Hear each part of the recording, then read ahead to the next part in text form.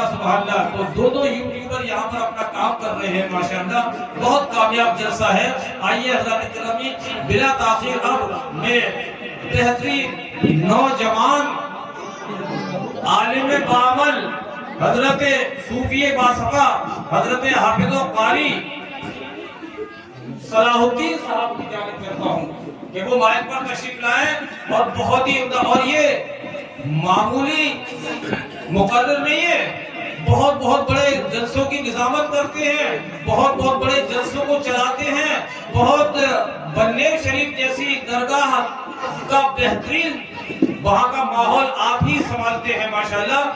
آئیے بہت ہی جلد تشریف لائے, لیکن ان کے سامنے کسی کی مجال نہیں کہ قید و بند کی بندشیں ان پر لگا سکے. تو حضرات گرامی آئیے, مجھے سر رات کی بھی فکر ہے اور آپ لوگوں کی بھی فکر ہے, تو اس لیے میں نے یہ بندش لگا دی ہے کہ آئیے حضرت کا استقبال نعرہ تکبیر اور نعرہ رسالت سے کرتے ہیں. نعرہ تکبیر, نعرہ رسالت, علماء اہل سنت حضرت حافظ و قاری صلاح الدین صاحب, نعرہ تکبیر.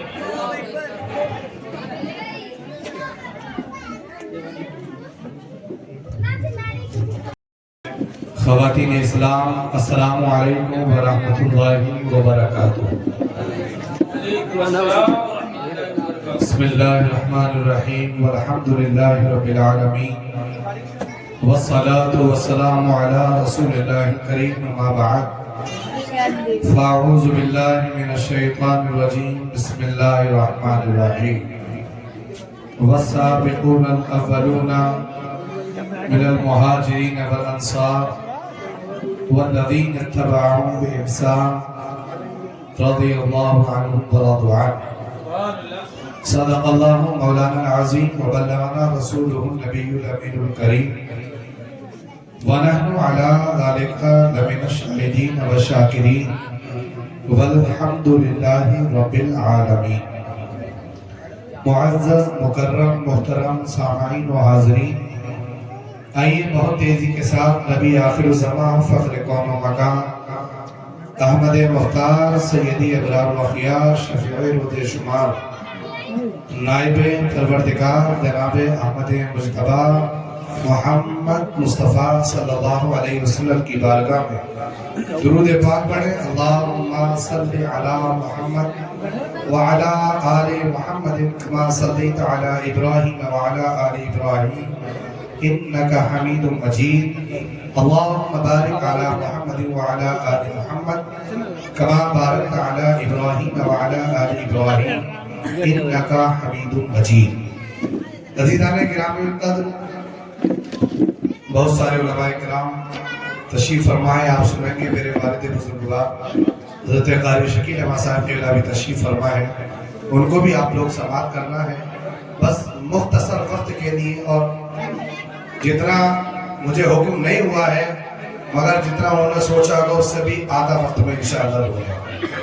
ایک بار اور چلا کر درود پاک پڑھیں. اللہم صلی علی سیدنا مولانا محمد مبارک وسلم علیہ, صلاۃ و سلام علیک یا رسول اللہ یا حبیب اللہ صلی اللہ تعالیٰ علیہ وسلم. بس مختصر بات یہ ہے کہ ہمارے پیچھے جو بینر لگا ہوا ہے جس میں موضوع ہے شان حضرت سیدنا صدیق اکبر و اصلاح معاشرہ. سیدنا صدیق اکبر رضی اللہ تعالیٰ کی شان اور آپ کی شوکت اور آپ کی عظمت صرف ایک بات بتانا چاہتا ہوں کہ اللہ کے رسول سرور دو جہاں صلی اللہ تعالیٰ علیہ وسلم جب معراج کی شب, معراج کی رات مسجد حرام سے مسجد الاقصی پہنچے اور اس مقام پر سوالہ کم و بیش انبیاء کرام علیہ السلام صفے باندھ کر کھڑے ہوئے ہیں. تمام انبیاء مقتدی امام کا انتظار ہو رہا ہے. تمام نبیوں کے سردار ہمارے تمہارے نبی جب مسجد الاقصی پہنچتے ہیں تمام انبیاء سب لگے امامت کا حق، نماز پڑھانے کا حق، امامت کرانے کا حق صرف اور صرف ہمارے تمہارے نبی جناب محمد نبی صلی اللہ علیہ وسلم کیا آقا کریم امام بنے. اس بات کو ذہن میں رکھیں کہ تمام نبی ہیں، ہمارے نبی خود نبی ہیں، مگر امامت کوئی اور نہیں. امام الانبیاء کر رہے ہیں اور دنیا کو قانون دے رہے ہیں کہ امامت ہر ایک کے نصیبے میں نہیں ہے، ہر ایک کی قسمت میں نہیں ہے. امامت وہ کرتا ہے جو اپنے پیچھے والوں سے افضل ہوتا ہے، اعلیٰ ہوتا ہے. اب چلو نبی پاک حالت علایت میں ہے، صحابہ کرام نماز ادا کرنے کے لیے مسجد نبوی میں تشریف فرما ہے. انتظار کیا جا رہا ہے کہ نبی پاک آئیں گے، امامت کرائیں گے، مگر میرے مصطفیٰ سرور دو جہاں ارشاد فرماتے ہیں اے علی ابو بکر سے کہو مسلمانوں کو نماز ادا کرائیں. ابو بکر سے کہو کہ وہ مسلمانوں کی جماعت کرائیں. معراج میں نبی نے انبیاء کی جماعت کرائی اس لیے کہ تمام انبیاء میں سب سے افضل میرے اور تمہارے نبی تھے، اور نبی کے حالت حیات میں، حالت علالت میں صدیق اکبر نے تمام صحابہ کرام علیہم الرضوان کی امامت فرمائی. اور نبی نے حضرت ابو بکر کو مصلی دے کر بتا دیا کہ نبیوں کے بعد اگر کوئی افضل ہے تو اس کا نام جناب سیدنا صدیق اکبر رضی اللہ تعالیٰ. حضرات یہ حضرت سیدنا صدیق اکبر کی شان کی ایک جھلک. اب اصلاح پر آ جائیں.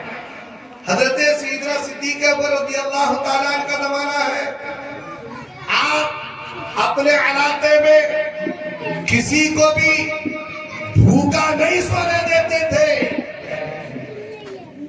اللہ کے رسول سرور دو جہاں سرور کائنات نے ارشاد فرمایا نا اصحابک النجوم بِأَيِّ اقتدیتم وَبِأَيِّ اہتدیتم، کہ میرے تمام صحابہ ستاروں کی مانند ہیں.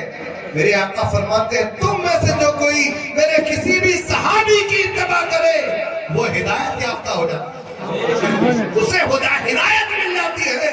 میرے عزیز ساتھیوں، سیدنا صدیق اکبر اپنے دور حکومت میں ہر گلی، ہر کوچے، ہر چوراہے، ہر چپے، ہر گھر میں لوگوں سے حالت دریافت کیا کرتے تھے. ایک خاتون ہے، آنکھوں میں بیرائی نہیں ہے، دیکھ نہیں سکتے. سیدنا صدیق اکبر رضی اللہ تعالیٰ اس خاتون کے گھر پر بھی جاتے تھے، اور اس خاتون کی آنکھیں تو ہے نہیں، دانت بھی نہیں تھے. صدیق اکبر روزانہ جاتے، کھانا کھلاتے، پہلے اپنے منہ میں چباتے، پھر اس خاتون کے منہ میں ڈالتے، وہ کھاتی اور اس کا پیٹ ایسے بھر دیتے سیدنا صدیق اکبر رضی اللہ تعالیٰ. مگر اس خاتون کو پتہ نہیں چلا کہ مجھے کون کھانا کھلا رہا ہے.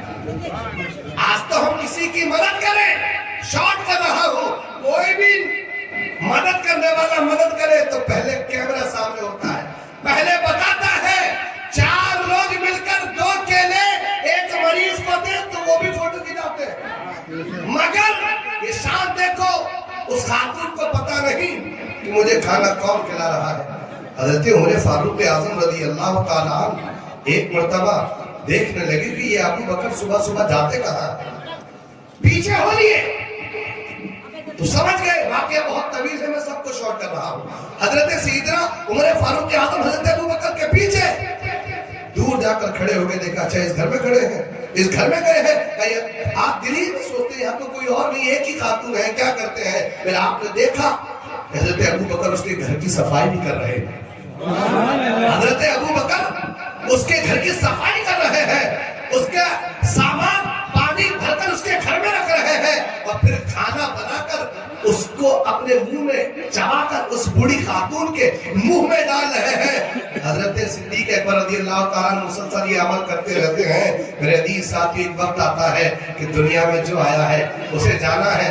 سیدنا صدیق اکبر بھی وصال فرما گئے. اب حضرت عمر فاروق اعظم رضی اللہ تعالیٰ عنہ اس مقام پر اس خاتون کے یہاں پہنچے. وہ بھی چاہتے تھے کہ جو خدمت صدیق نے کی ہے وہ خدمت میں بھی کر لوں، وہ نیکی میں بھی حاصل کر لوں. حضرت عمر پہنچتے ہیں، صفائی کرتے ہیں اور کھانا اس بنا کر اس بوڑھی خاتون کے حلق میں رکھتے ہیں.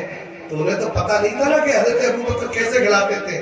جیسے ہی لقمہ اس خاتون نے اپنے حلق منہ میں دیکھا، محسوس کیا، تو کہا آج مجھے کھانا کھلانے کون آیا ہے؟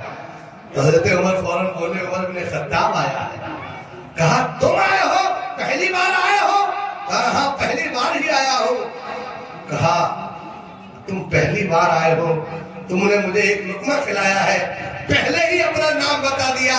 ارے اب تک وہ آتا تھا، مجھے پتا ہی نہیں کہ کون مجھے کھانا کھلانا.